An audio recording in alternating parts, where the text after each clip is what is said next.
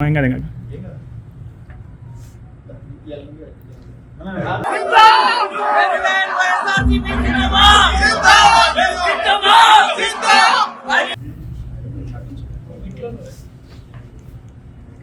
ఒకరు పండి ఒకరండి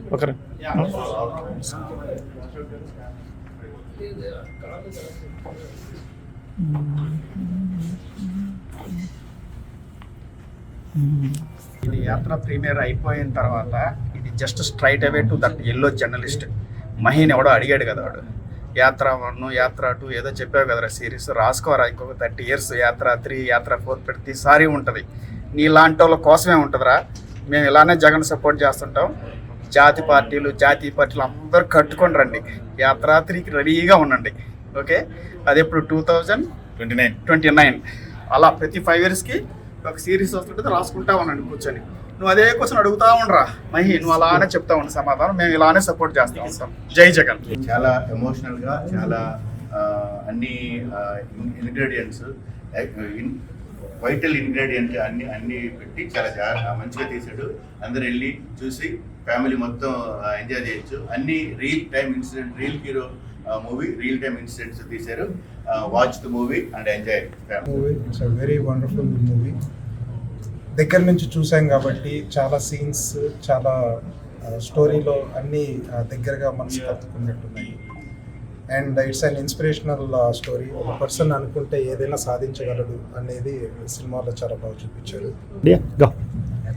యాత్ర 2 మూవీ చాలా బాగుంది. 2009 నుంచి 2019 వరకు ఆయన పడిన కష్టాలు, ఆయన చేసిన ఓదార్పు యాత్రలు ఎలా అయితే ప్రజల్ని ఇది చేయగలిగాయో చాలా బాగుంది.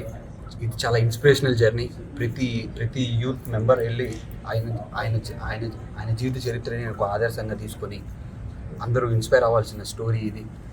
ఇది ఒక సినిమానే కాదు, ఇట్స్ ఒక రియల్ లైఫ్ స్టోరీ. అందరూ మీ ఫ్యామిలీతో వెళ్ళి అందరూ సినిమా చూసి చాలా బాగుంది. అందరూ వెళ్ళి చూసి సినిమా ఆదరించాలని కోరు.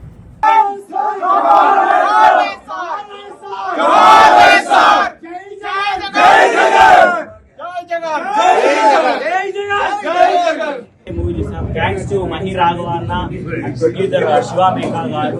జగనన్న పర్సిస్టెన్స్ కానీ జగనన్న హార్డ్ వర్క్ కానీ అనుకున్నది రీచ్ అయిన విధానం చూపించడం కానీ ఇట్స్ ద బెస్ట్. యూనో ప్రతి ఒక్కరికి లైఫ్ లో గోల్స్ అచీవ్ అవ్వాలనుకుంటారు కానీ మధ్యలో చిన్న ఇష్యూస్ కి ఆగిపోతారు.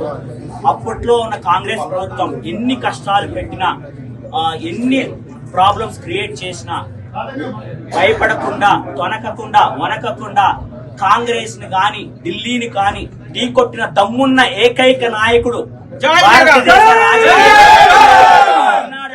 అది ఏకైక నాయకుడు జగనన్న మాత్రమే. ఇప్పుడు అందరూ చెప్పినట్లు యాక్చువల్లీ సినిమా లాగా తీయలేదు. నాకైతే చాలా రియలిస్టిక్ అనిపించింది. సినిమాలో యూజువల్గా ఎన్ని బయోగ్రఫిక్ మూవీ తీసినప్పుడు హీరో క్యారెక్టర్ని ఎలివేట్ చేయడానికి చాలా సీన్స్ తీస్తారు. దీంట్లో అవేమి లేవు, ఉన్నది ఉన్నట్లే తీశారు. సో మీరు చూడండి, గ్యారంటీగా ఎంజాయ్ చేస్తారు.